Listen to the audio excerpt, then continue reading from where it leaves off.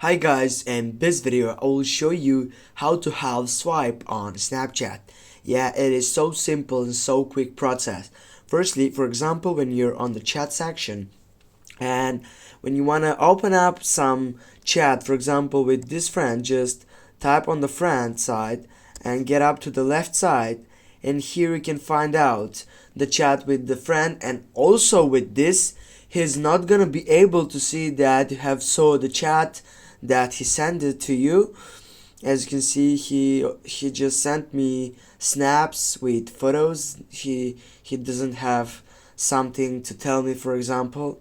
And also the half swipe is just by getting on the right side. Here you can get up to the main point for taking a photo, adding to your story, or taking up snaps to your friends. And also you can, when you're done, you can get up to your location with half swipe and you can find out everything what it is on your side. Thanks guys for watching. Don't forget to hit that like and share the video. See you soon guys.